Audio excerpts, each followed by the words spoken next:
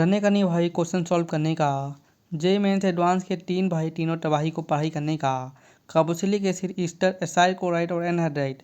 Organic में अगर इन लोग को एक साथ पढ़ोगे तभी तो मज़ा आएगा, ठीक है ना। 2 पार्ट में वीडियो रहेगा। पहले पार्ट में हम लोग बेसिकली इन तीनों भाइयों की हेल्प से कार्बोक्सिलिक एसिड बनाएंगे और दूसरे में कार्बोक्सिलिक एसिड की हेल्प से ही तीनों को बनाएंगे। तो गाइस पहले एसिड क्लोराइड है, ठीक है ना, या फिर कुछ लोग एसाइल क्लोराइड भी बोलते हैं, गलत नहीं बोलते भाई, अपने भाई ही लोग हैं, ठीक है ना। तो इस एसिड क्लोराइड से अगर हम लोगों का कार्बोक्सिलिक एसिड बनाना है तो बस पानी डालने का और पाइरीडीन डालने का। डायरेक्ट हम लोग को लाल दुआ पेन से लिखेंगे, बना देने का आर सी, क्या बनेगा, RCOO आर कार्बोक्सिलिक, सॉरी क्या लिख दिया, RCOOH, अरे लिख लेता हूँ गलती से, कोई बात नहीं, ठीक है, RCOOH हम लोग कार्बोक्सिलिक एसिड बन जाएगा। ये रिएजन इंपॉर्टेंट याद करने का। ईस्टर का, ईस्टर से दो केस इसका होता है जिससे हम लोग कार्बोक्सिलिक एसिड बना सकते हैं। पहला, ईस्टर को एक बार डाइल्यूट H2SO4 के साथ हीट करने का, और दूसरे में ईस्टर को NaOH और HCl के साथ रिएक्ट करने का। दोनों केस में आर एस है, कार्बोक्सिलिक एसिड बना देगा, यहाँ भी कार्बोक्सिलिक एसिड बना देगा, ठीक है ना। तीसरा गैस एनहाइड्राइड, पानी ही पानी कर देंगे। एनहाइड्राइड बहुत मस्त केस है, एनहाइड्राइड में केवल पानी ही पानी कर देना है आपको। ये जनरल फॉर्म है एनहाइड्राइड का।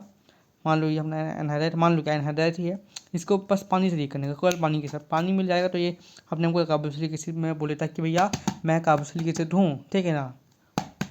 तो this is the first part. ये तीनों के बस रिएजन लोग को याद कर लेने का अच्छे से, ठीक है ना भाई। 4 भाई और चारों की तबाही में देखने के लिए आपको पहला पार्ट देखने का इसका, अरे भाई तू हटना, ठीक है ना, पहला पार्ट देखने का, ठीक है ना इसका। उसके बाद इस पार्ट को समझने का। पहले पार्ट में हम लोगों ने इन तीनों भाई से कार्बोक्सिलिक एसिड बना दिया था, मतलब ईस्टर से, एसिड क्लोराइड से, एनहाइड्राइड से। इस पार्ट में हम लोग कार्बोक्सिलिक एसिड का हेल्प से ये तीनों बनाएंगे। तो पहले हम फॉर्म करेंगे, ये फॉर्म है, फॉर्म नहीं है फॉर्म है, फॉर्म करेंगे एसिड क्लोराइड।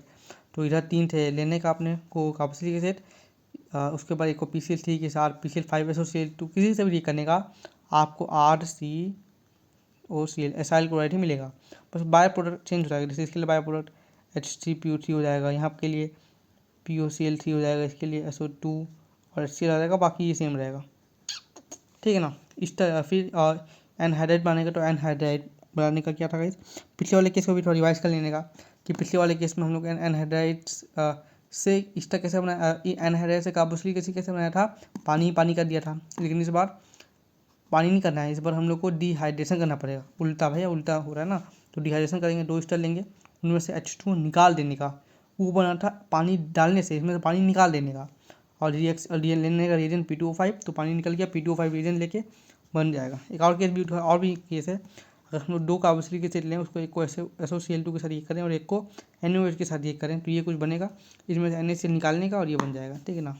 अब SOCl2 आया तो हम लोग यहीं पर सीख गए थे, NaOH से ONA आ जाएगा यहाँ पर, ठीक है ना।